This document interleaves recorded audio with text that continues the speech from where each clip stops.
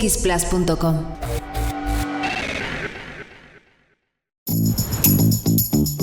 Acompaña a nuestro rockstar Gabriel León a sumergirse en las conversaciones más profundas y reveladoras con los y las protagonistas detrás de los avances más emocionantes de la comunidad científica. Ya comienza Rockstars.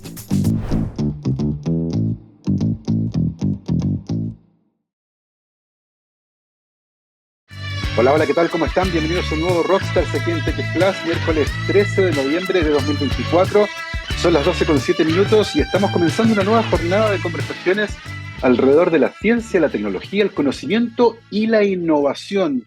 Hoy ya está conectada en nuestra transmisión por streaming nuestra invitada, la doctora Ángela Castro, investigadora de la Facultad de Educación de la Universidad San Sebastián, en su sede de la Patagonia. La doctora Castro es profesora de matemáticas, magíster en educación matemática de la Universidad de la Frontera y doctora en educación de la Universidad Autónoma de Barcelona. Se ha involucrado en varios proyectos de investigación, la que está centrada en la incorporación de la ingeniería y el uso de tecnologías en la educación inicial, educación parvularia y básica, principalmente además en contextos rurales. Ángela, ¿qué tal? ¿Cómo estás? Bienvenida a Rockstars. Hola, muchas gracias, muy bien. Ángela, muchas gracias por tomarte un tiempo en la agenda para conversar con nosotros.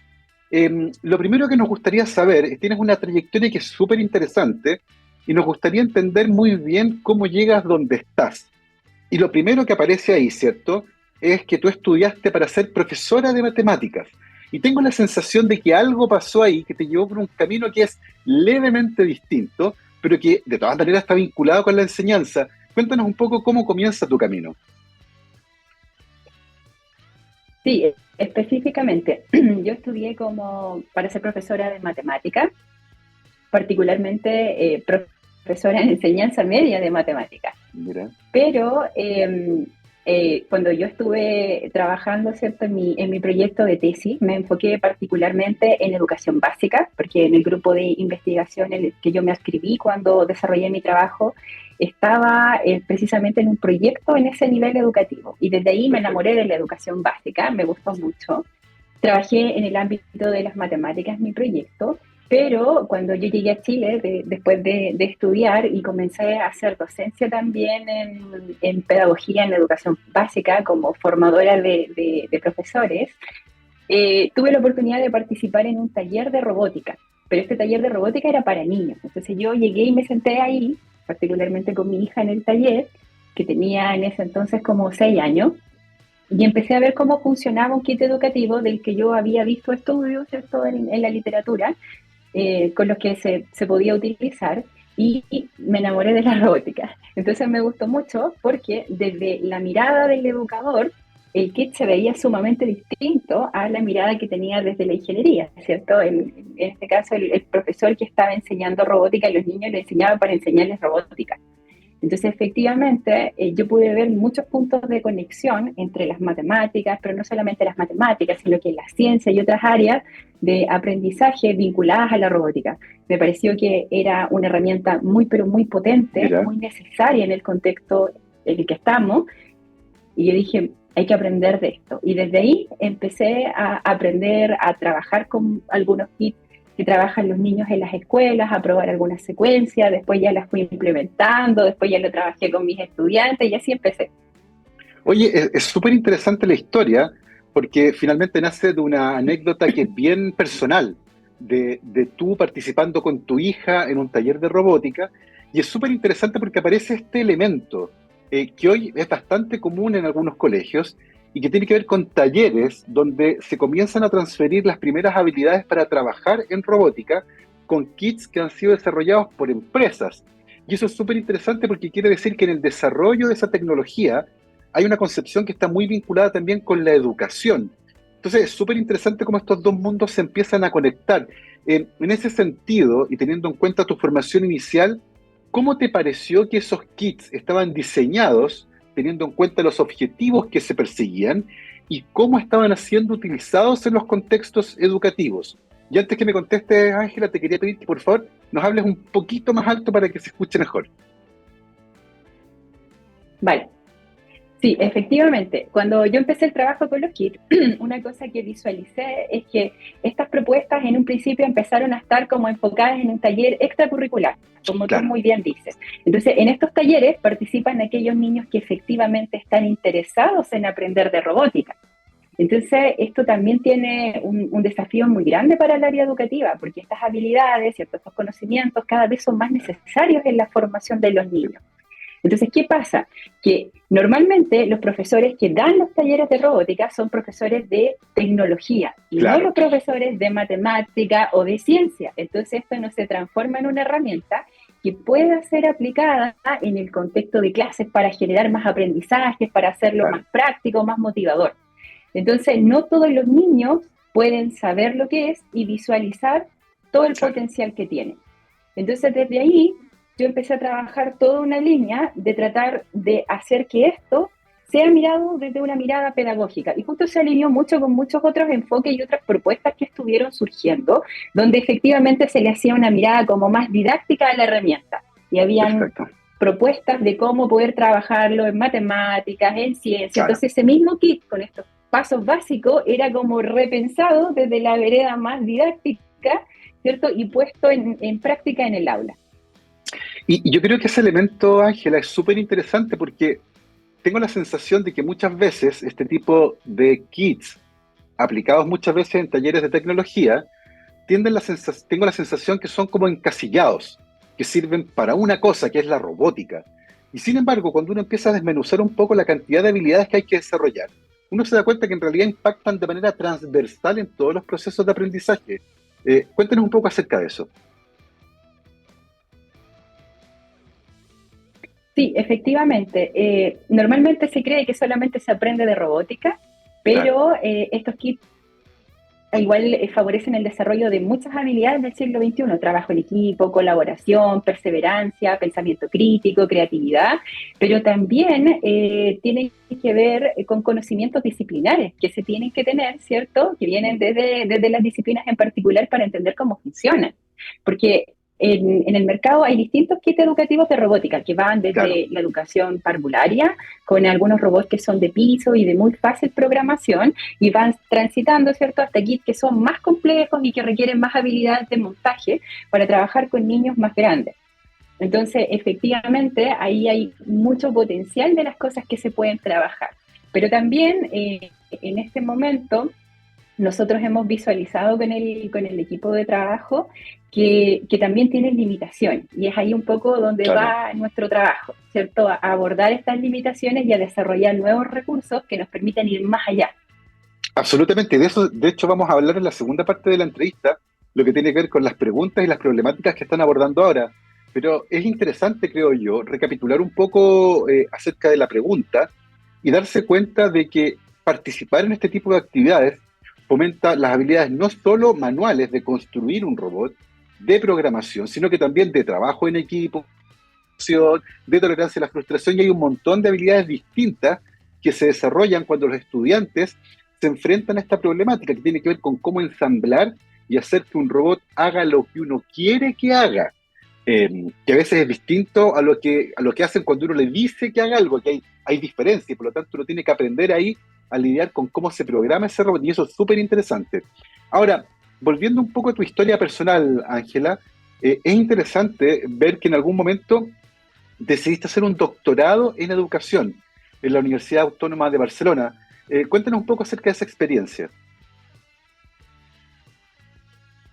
Bueno, yo en particular no crecí pensando que iba a ser profesora. Ya, Yo vengo de una familia muy humilde. De hecho, yo no estudié en un liceo humanista para ir a la sí, universidad. Yo estudié en un liceo técnico comercial, yo estudié técnico en contabilidad, estuve trabajando algún tiempo como haciendo algunas actividades, ¿cierto?, dentro de algunas empresas, me dediqué a ya. eso.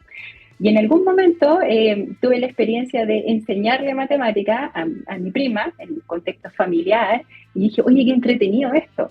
Y claro, el trabajo de técnico en contabilidad no es Claro, tampoco como uno espera que va a ser, ¿cierto? claro, En la realidad. Está más alejado, ¿cierto?, de la realidad de lo que uno cree. Y en ese momento me planteé de por qué no ir a la universidad. Así que ya, la biblioteca municipal tenía algunos libros con los que uno podía prepararse en ese tiempo para dar la prueba en la universidad, así que yo empecé a tomarlos, por ahí hice un preuniversitario popular gratuito que había en la comunidad, entonces lo hice y postulé a la carrera de pedagogía en matemáticas, porque pensé que podía ser algo que me iba a interesar mucho. Y ahí ya empecé mi vida universitaria. Empecé mucho más tarde que el resto de mis compañeros, en ese caso, que entraron conmigo en esa generación. Bueno, y cuando ya yo entré a mi carrera, definitivamente yo me enamoré de la pedagogía, me gustó mucho. Desde ahí ya me puse a hacer un magíster mientras terminaba el otro grado, entonces fui haciendo como varias cosas en paralelo. También trabajé bastante dentro de la universidad, en proyectos, en otras actividades, ayudantías, entonces fui como bastante inquieta en ese sentido. Yo creo que desde ahí vino como la curiosidad, y mientras estaba desarrollando el magíster de la universidad, ahí supe del doctorado. O sea, como que ahí entré recién al mundo del doctorado, de la investigación y lo que implicaba, y yo dije, a mí me gusta mucho esto.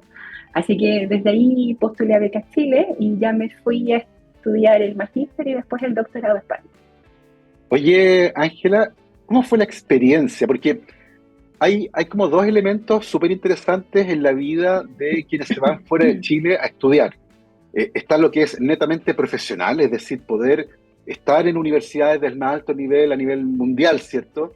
De estar como en la cresta de la ola, pero también está la experiencia personal, la experiencia de salir del país, de abrir la cabeza, de ver otras culturas, de compartir con otras personas. En tu caso, ¿cómo fue esto? De partida, cuando yo me fui, fue la primera vez que me había subido a un avión. O sea, desde ahí fue como toda una experiencia. Definitivamente, claro, la perspectiva es mucho más amplia.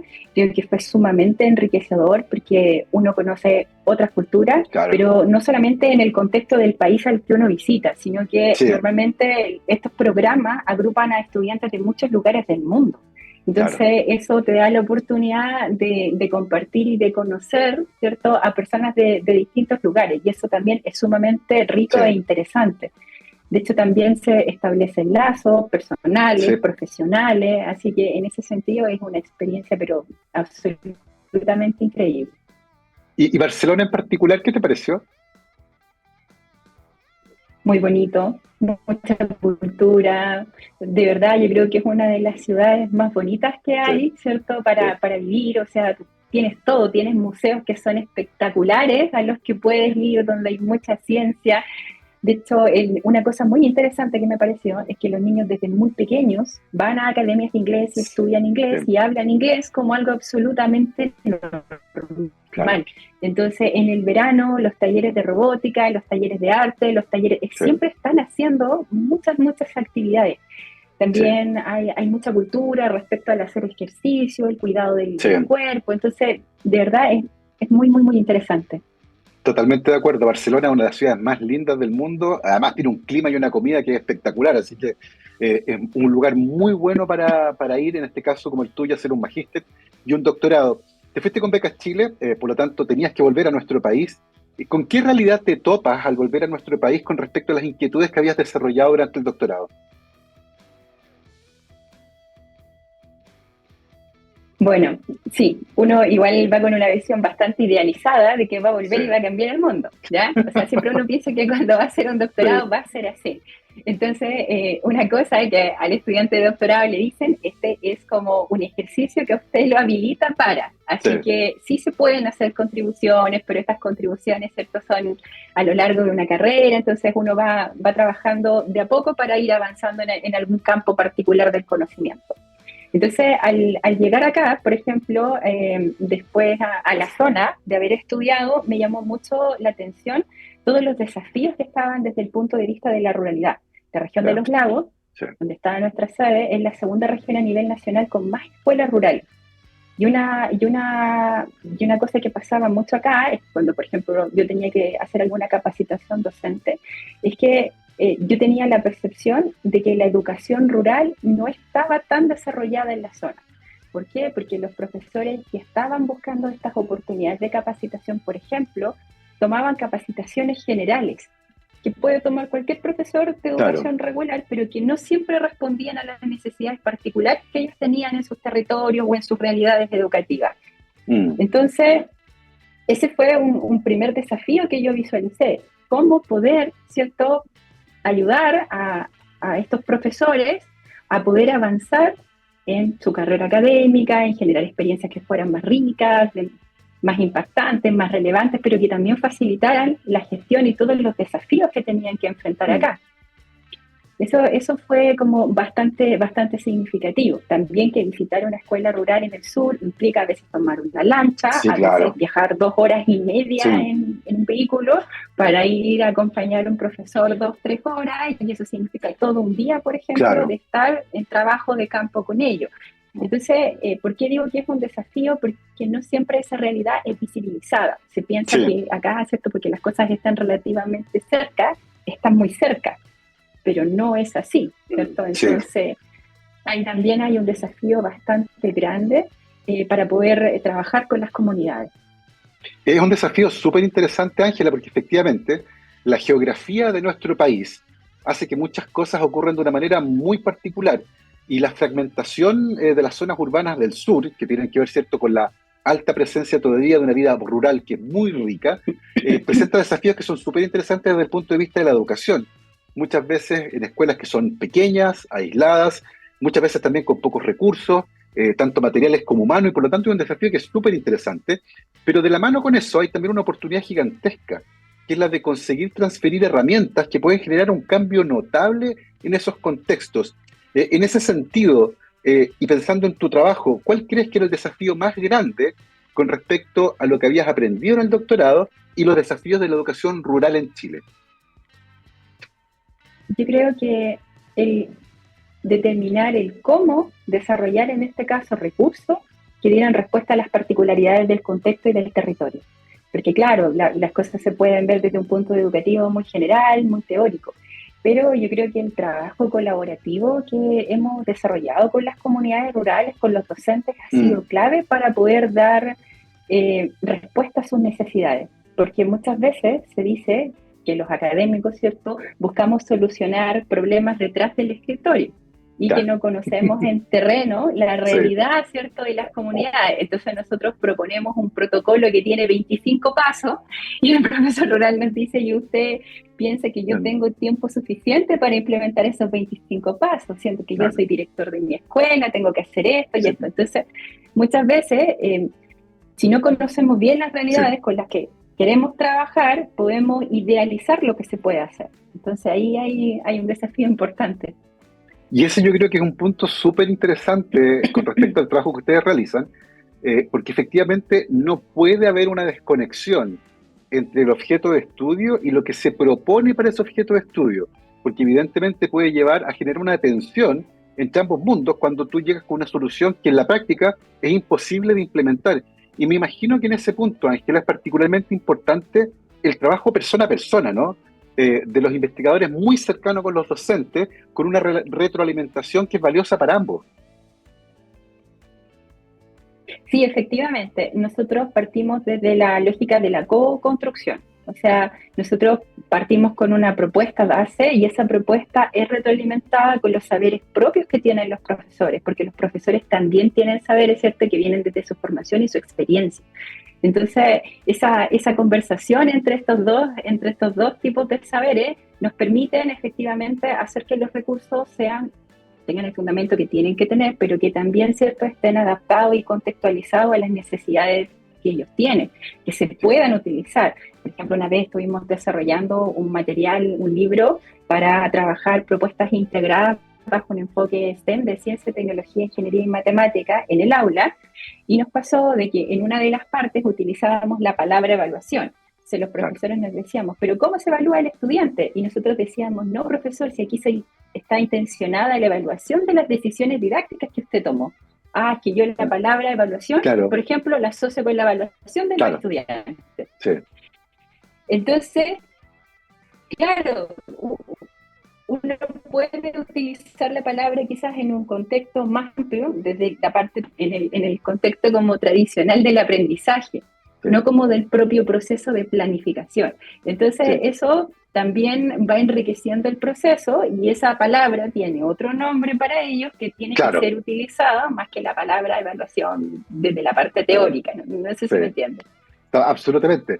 Es parte de los desafíos comunicacionales que existen, pero que son súper relevantes de superar porque finalmente, y como tú lo dijiste, aquí hay una co-construcción de herramientas y por lo tanto la comunicación fluida entre todas las partes involucradas resulta fundamental para que se llegue a puerto con respecto a las investigaciones que ustedes realizan y que tienen un impacto directo finalmente en los estudiantes.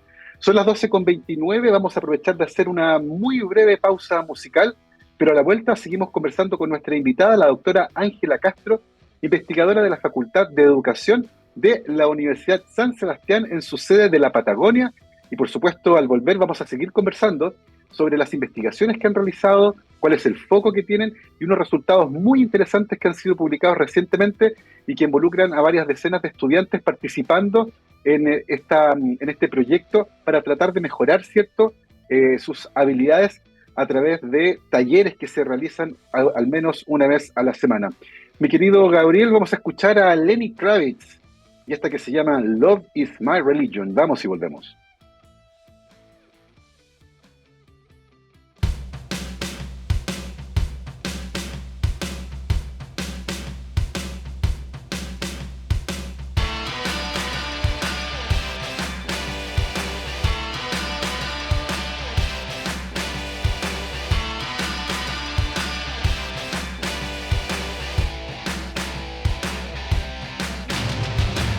Too much confusion in the world today.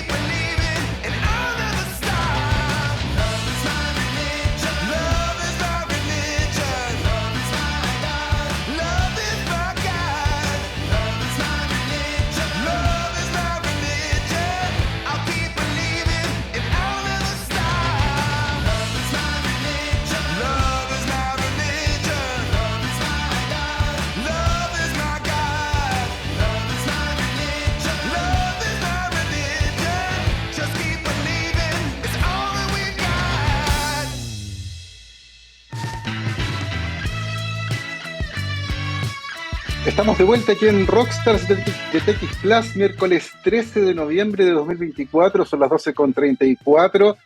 Yo les quiero contar que en la Universidad San Sebastián te queremos ver crecer y triunfar, porque cuando tú progresas, avanzamos todos. Universidad San Sebastián, nuestro compromiso es tu progreso.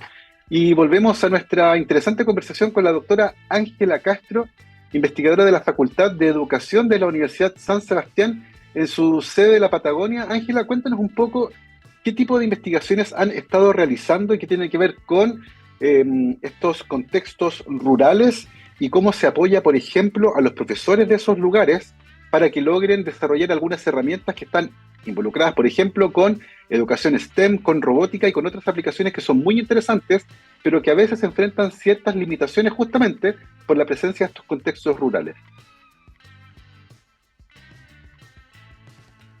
Bueno, nosotros actualmente tenemos 3 proyectos en ejecución que están pensados para las comunidades rurales. En primer lugar, un proyecto Fondesit de Iniciación que ya está en su 3er año de desarrollo y tiene como foco acercar la ingeniería al aula multigrado. Este proyecto buscó desarrollar un desarrollo profesional docente, un programa que nos permitiera instalar capacidades en los profesores para incorporar la ingeniería bajo un enfoque STEM, integrando asignaturas de matemáticas, ciencia y tecnología, para promover aprendizajes en estas áreas, pero pensando en aulas que tienen múltiples niveles escolares a la vez. Entonces, nosotros evaluamos efectivamente el desempeño del programa. En esta parte nos encontramos ya recopilando la información inicial. Nuestros resultados preliminares dan cuenta de que este tipo de experiencias facilitan la circulación de los saberes entre las aulas multigrado. También le entregan herramientas a los docentes para poder afrontar un gran desafío que ellos tienen, es el cómo poder desarrollar experiencias que sean relevantes para los estudiantes, claro, que los preparen con estos conocimientos que necesitan ahora para el siglo XXI, pero que también vayan atendiendo las necesidades individuales que tiene cada uno. Porque los desafíos que están asociados en este caso a la planificación del contexto multigrado es justamente esto: cómo hacer una clase para todos con diferentes niveles de profundidad, con desempeños esperados, ¿cierto? Y que efectivamente pueda ser desafiante, motivadora para los estudiantes. Y la falta de materiales que existe para ello. Sí. Entonces, por una parte, el proyecto como que tributa a esta dimensión. Y por otra parte, también a proporcionar evidencia de qué es lo que ocurre con los aprendizajes de los niños. ¿Aprenden realmente bajo una metodología STEM? ¿Funciona? ¿Cómo incorporamos la ingeniería finalmente en el aula? ¿Somos conscientes, por ejemplo, de lo que estamos haciendo, de la mejora? ¿Nos ayuda, en este caso, a visualizar el error como una oportunidad de aprendizaje? Entre otras cosas. Hay un elemento... Una de las iniciativas. Sí, y me gustaría detenerme acá porque hay un elemento que creo que es fundamental, pero que tengo la sensación de que para muchos cuesta ver un poco. Y tú lo mencionaste, pero creo que vale la pena profundizar en aquello. En las escuelas rurales, en una sala de clases, hay niños y niñas que tienen diferentes edades. Porque la escuela completa tiene 30, 40 estudiantes y por lo tanto no hay una sala para cada curso. Y eso presenta un desafío gigantesco a la hora de hacer una clase y hacerse cargo de un curso, que es algo que no es muy común en grandes ciudades, donde uno va a un colegio y en una sala están todos los estudiantes de 6 años, en otra sala todos los estudiantes de 7 años, en otra sala distinta. Háblanos un poco de los desafíos que implica esa enseñanza multigrado. Sí, efectivamente. Bueno, la escuela rural multigrado es un modelo educativo que está presente en muchos países del mundo y es la forma en que los países pueden dar respuesta al mandato de educación para todos cuando la población es muy baja, ¿cierto? Sí. Las distancias son muy grandes para que los niños vayan a una escuela urbana. Entonces, en este contexto, hay escuelas rurales en todo el mundo y el índice de cantidad de escuelas rurales depende de cómo se define la ruralidad. Claro. Esto que está asociada, por ejemplo, a la distancia de una carretera más cercana, entre otros aspectos, número de habitantes, entre otras. En particular en Chile, la data del Ministerio de Educación Rural dice que alrededor de los 60% de los establecimientos rurales son multigrado. Esto quiere decir que son establecimientos en los que podemos encontrar hasta 6 niveles escolares a la vez en una misma sala de clase. Y en estos establecimientos podemos encontrar como una subdivisión. por ejemplo, establecimientos que son unidocentes, donde un solo profesor enseña a los 6 niveles escolares a la vez, o establecimientos quizás que son bidocentes, donde se separa de primero, segundo y tercero, y luego se trabaja cuarto, quinto y sexto en otra sala, con otro profesor.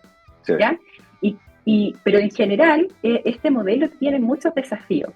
Sí. En particular, porque la escuela rural es muy distinta a la escuela urbana. Sí. Los profesores rurales, su rol va mucho más allá de la enseñanza.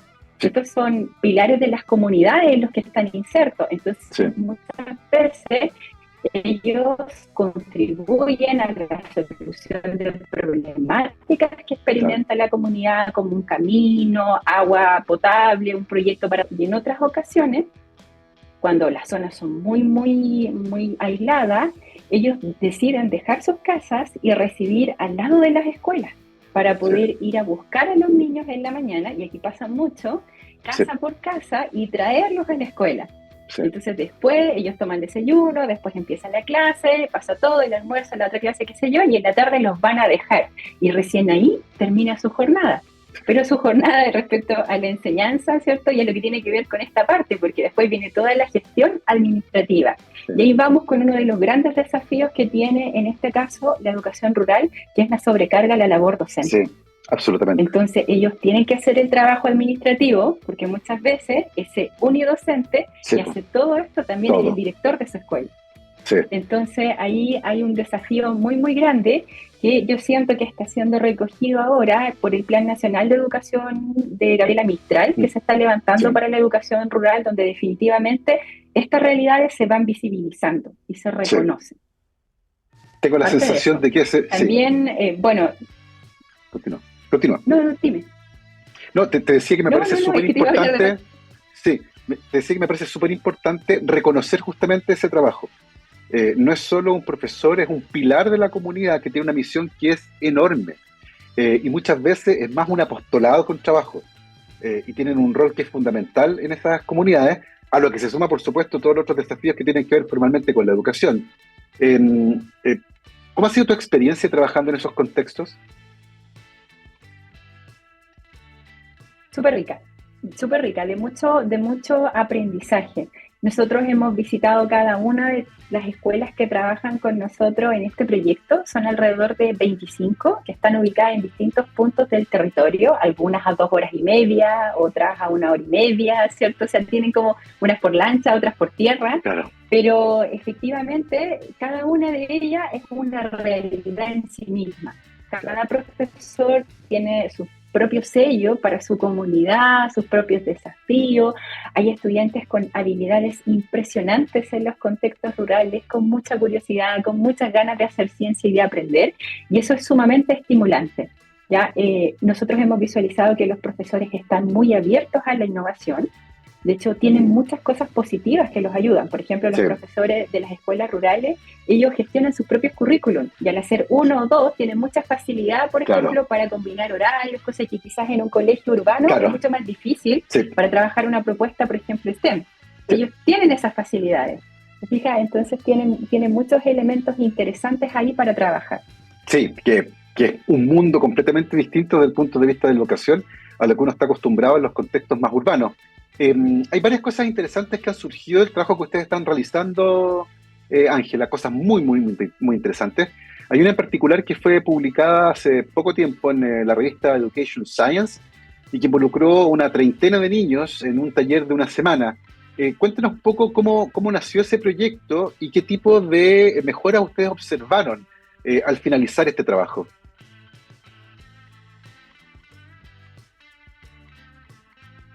Sí, ese proyecto nació justamente por todo nuestro acercamiento con la robótica. Lo que pasa es que nosotros hemos visualizado que los robots, los kits educativos que están ahora disponibles, por ejemplo, para los niños más pequeños, estoy hablando de niños de 3 a 6 años de edad, son muy limitados desde el punto de vista de lo que se puede hacer con ellos. Entonces, con el rápido avance que ha tenido la tecnología, particularmente la inteligencia artificial, ahora es posible poder desarrollar como nuevos kits educativos, por decirlo de alguna manera, que permitan que los niños aprendan otras cosas. Entonces, en ese contexto, lo que nosotros hicimos acá, en conjunto con un investigador de la Facultad de Ingeniería, es que utilizamos un brazo robótico colaborativo que llegó a la universidad a través de un proyecto institucional para la formación de nuestros futuros ingenieros, con estas habilidades súper necesarias para el campo laboral. Y dijimos, oye, ¿y si este brazo lo pudiesen utilizar los niños? ¿Y de qué manera? Por voz. ¿Podrían controlar? Sí, sí se puede. Y empezamos a trabajar en esa idea. Entonces es súper interesante porque ese brazo y todos los juguetes tan interesantes que tienen ellos allá, ¿cierto? Que siempre uno los mira desde el lado como educativo, lo adaptamos para que efectivamente el brazo pudiese ser controlado por voz. Entonces utilizábamos ciertos comandos para despertar al robot, para pedirle que hiciera algo, para que le dijera al niño que estaba pensando en la instrucción que le había dado, que no entendía, que había hecho la acción. Entonces, desde el lado educativo empezó como todo estas consideraciones que tienen que ver con la interacción educativa misma. Sí.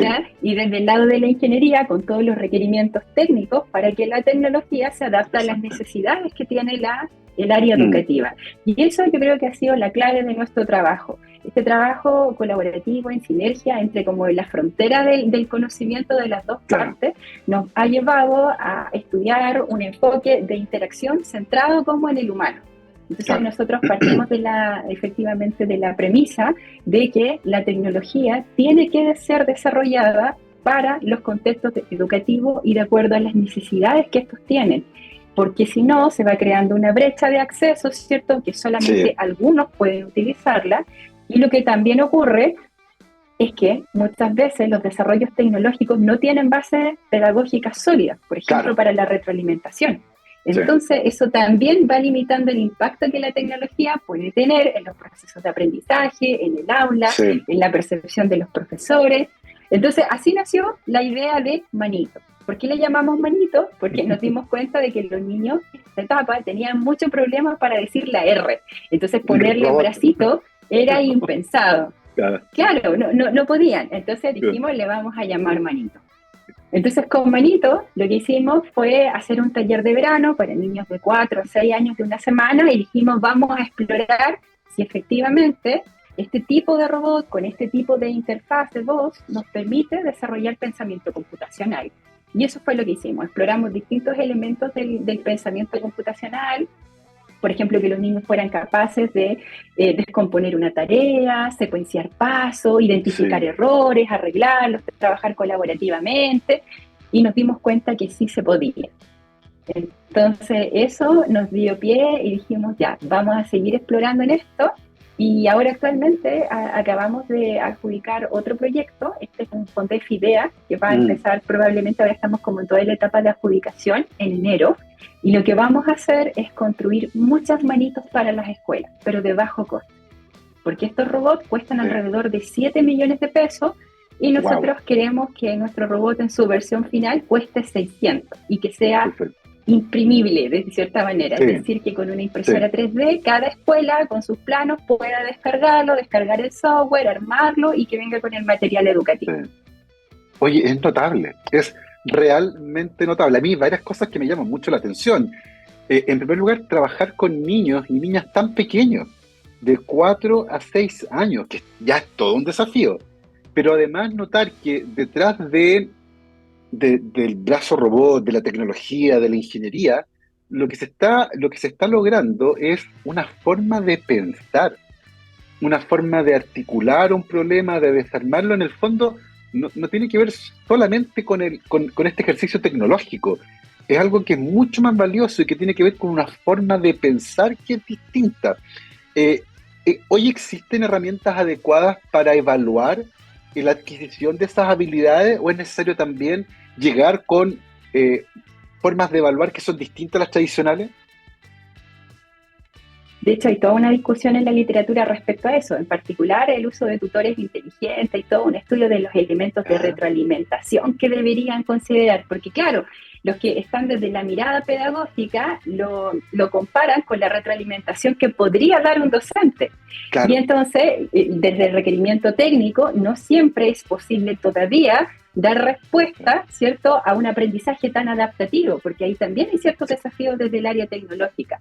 Entonces, justamente por esto es este trabajo en sinergia lo que nos va a permitir avanzar hacia ese desafío. Nosotros en particular ahora, en este proyecto, también enfrentamos este desafío y tenemos algunas colaboraciones también con colegas de otras partes del mundo que también están muy interesados en pensar cómo deberían interactuar estos sistemas, qué tipo de retroalimentación debería darse dependiendo de los participantes que están, cuál es el rol que tiene que tener el profesor en este contexto, cómo cambia la retroalimentación en una tarea de un tipo A, de un tipo B. Entonces hay muchas cosas que todavía tienen que ser exploradas, porque esto está como ahí, en pleno desarrollo.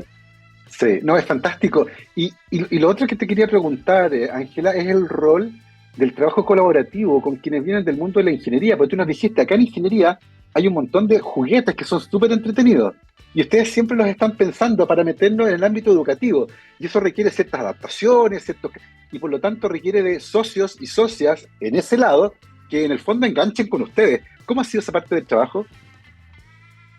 Súper interesante. Yo trabajo con el doctor Cristian Aguilera de la Facultad de Ingeniería, Arquitectura y Diseño. Yo digo que nuestro equipo de pedagogía tiene la fortuna de que él tiene las habilidades no solo desde el punto de vista de la investigación, sino del desarrollo de tecnología. Claro. Porque una cosa que cuesta mucho acá en el sur es formar equipos, ¿cierto? Sí. Porque no hay muchos investigadores que decidan hacer su carrera en zonas más aisladas. Entonces, eso nos ha permitido efectivamente poder ir haciendo desarrollo, pero también incorporar a nuestros estudiantes. Acá los estudiantes desde la carrera de Ingeniería Civil Informática están participando en un proyecto que tiene que ver con efectivamente el desarrollo del robot. Hay otros que participan en otro proyecto, FONDEF, que tenemos en colaboración con la Universidad Austral y el SLED de Yanquihue, en el que estamos desarrollando una aplicación offline para la enseñanza de la inteligencia artificial en las escuelas rurales, para hacer un currículum de alfabetización para los niños que esté vinculado con los aprendizajes nacionales. Entonces, ahí también estamos tratando de abordar ese desafío que tenemos ahora. Y ahí los estudiantes, ¿cierto?, también van desarrollando estas habilidades y estas capacidades. Y una cuestión súper interesante que ocurre es que, por ejemplo, desde la Facultad de Educación, yo trabajo con la carrera de Educación Parvularia de Prosecución de Estudio. Yeah. Entonces, las estudiantes que trabajan, en este caso conmigo, se vinculan también con los estudiantes, en este caso de ingeniería, en cosas que van queriendo hacer en conjunto. Yo estoy haciendo un trabajo de esto y me gustaría saber si puedo adaptar la aplicación del no sé qué para hacer esto otro. Entonces ahí viene el estudiante de ingeniería y dice, oye, sí, esto no es tan complicado porque se podría hacer esto. Entonces este mismo trabajo colaborativo que hacemos nosotros, queremos que se instale al nivel de nuestros estudiantes, porque es la forma en que nosotros tenemos que afrontar los problemas que vienen ahora. No están mirados desde una sola disciplina. Entonces estamos como convencidos de que va a ser muy, pero muy enriquecedor para nuestros estudiantes. Sí, no, es tremendamente interesante el enfoque del trabajo, porque es colaborativo, está sentado en los territorios, es colaborativo en varias direcciones, con los docentes que están en las aulas multigrados, pero también con otros investigadores de otras áreas que los apoyan para el desarrollo de estas ideas. Me gustaría profundizar un poco sobre lo último que me contabas, sobre este nuevo proyecto, sobre el último proyecto FONDEF que me contaste, acerca de poder desarrollar manitos, ¿cierto?, a un costo mucho más bajo que el que tiene bajar de los 7 millones de pesos a los 600.000. Estamos hablando de un orden de magnitud más económico, lo que podría permitir masificarlo y llevarlo a distintos lugares. Cuéntenos un poco cómo se viene ese desafío. Los proyectos FONDEF buscan justamente generar proyectos de ciencia aplicada, en este caso con un foco en la educación, además, súper interesante. ¿Cómo viene ese proyecto? Desafiante, muchísimo, desde el punto de vista tecnológico he escuchado, es brutal, pero también desde el punto de vista educativo, porque nosotros aquí otra vez vamos a trabajar en colaboración. En este proyecto nosotros trabajamos también con el Servicio de Educación Pública del SLED de Yanquihue, que ha sido el primero en instalarse acá en la zona y que ha sido clave, ¿no? Porque ellos tienen como todo el mandato de las orientaciones para la educación pública y lo que se espera, y también toda la experiencia de trabajo con los territorios. Entonces, este trabajo también se va a desarrollar con el Colegio San Francisco Javier, que es un colegio particular, también pensando en que este desarrollo llegue al máximo de escuelas posible y que considere distintos contextos educativos. Y acá el trabajo con los profesionales, con los profesores que están particularmente en estos contextos es súper potente, porque volvemos de nuevo a la idea de co-creación, ¿cierto? En que ellos van a estar constantemente levantando necesidades, ¿cierto? Participando, ajustando los diseños, los modelos, para que efectivamente tengamos un lenguaje común y que los recursos que estemos desarrollando estén pensados para respetar y atender las necesidades que tienen los profesores en sus contextos. Es un proyecto muy bonito, muy interesante. De hecho, nosotros siempre soñamos desde que empezamos a utilizar con Manito, de poder hacerlo para las escuelas, de ponerle una carita, después de ponerle ruedita y ya poder, ¿cierto?, escalarlo cada vez más y darle más habilidades a este robot. Una cuestión súper interesante que también ha surgido es que este tipo de herramientas nos permite ir más allá. Ahora hay una gran demanda, por ejemplo, de la alfabetización en inteligencia artificial. Sí, claro. A nivel internacional hay experiencias de algunos ciertos lugares que son líderes en currículum de inteligencia artificial en este momento. Sí. Entonces, ¿qué es lo que ocurre? Que nosotros vemos, por ejemplo, con un colega que trabajamos en la Universidad de Hong Kong, que él ha desarrollado todo un programa para, ¿cierto?, en su contexto, poder impulsar desde los 3 años que los niños, ¿cierto?, vayan adquiriendo nociones básicas de inteligencia artificial. Ha hecho currículum, ha hecho muchos aportes muy, muy, muy interesantes. Y lo que nosotros vemos es que este manito tiene el potencial de que los niños puedan aprender de inteligencia artificial, de cómo entrenar al robot, por ejemplo, para que aprenda algo. Entonces, tiene una vinculación directa con el currículum, con los aprendizajes, pero también con conocimientos y habilidades que son súper necesarios por el llamado que tenemos desde la UNESCO, desde desarrollar en edades tempranas y en todos los contextos educativos, para, ¿cierto?, tener sociedades que son más justas, más equitativas, más igualitarias. Entonces, de verdad que sentimos que va a ser un muy buen impulso para que podamos seguir avanzando en esta línea de trabajo. Y también para que trabajemos a otros desafíos que ahora, por ejemplo, están en la industria, que tienen que ver con las habilidades de colaboración humano-robot. Porque ahora, ¿cierto? Eso también dentro de la investigación en la industria es cómo son los enfoques de colaboración, cómo debería darse esta interacción entre varios operarios y un robot y varios robots. Bueno, eso mismo lo podemos desarrollar, pero a un nivel más bajo, ¿cierto? Y poder ir preparando a nuestros niños, ¿cierto?, para esas interacciones en el futuro. No, es tremendamente interesante, un trabajo con un impacto gigantesco que cambia la forma de pensar, de ver el mundo, que fomenta la colaboración, el espíritu crítico y que además prepara a los niños en contextos rurales para un futuro que va a ser muy complejo y en el que tener habilidades mínimas para poder entender la tecnología, la robótica y la inteligencia artificial van a resultar fundamentales, no solo en el ámbito laboral o para poder desenvolverse en el mundo, sino porque también entrega herramientas cognitivas, pensar por ejemplo, que son fundamentales para entender un mundo cada vez más complejo. Súper interesante. Son las 12:57 y estamos llegando al final de esta conversación. Estuvo muy entretenida y por supuesto queremos agradecerle a nuestra invitada, la doctora Ángela Castro, investigadora de la Facultad de Educación de la Universidad San Sebastián, en su sede de la Patagonia, profesora de matemáticas de formación, doctora en educación de la Universidad Autónoma de Barcelona, magíster en educación, se ha involucrado en varios proyectos que tienen que ver con el desarrollo de estas tecnologías en ambientes rurales y la incorporación de la ingeniería en la educación inicial, un proyecto muy bonito. Felicitaciones por todo lo que están haciendo y mucho éxito en el futuro, Ángela. Muchas gracias por la invitación. Que estén muy bien, nosotros nos vamos como siempre con música y hoy, 13 de noviembre, recordando esta efeméride musical porque un día como hoy, pero en 1992, se publica en Estados Unidos el single Yesterdays, una canción de la banda Guns N' Roses y que aparece en el Use Your Illusion 2, del cual también fue su segundo sencillo, así que conmemorando esta efeméride musical, mi querido Gabriel, nos vamos con los Guns N' Roses y este Yesterdays. Que estén muy bien, cuídense, chao.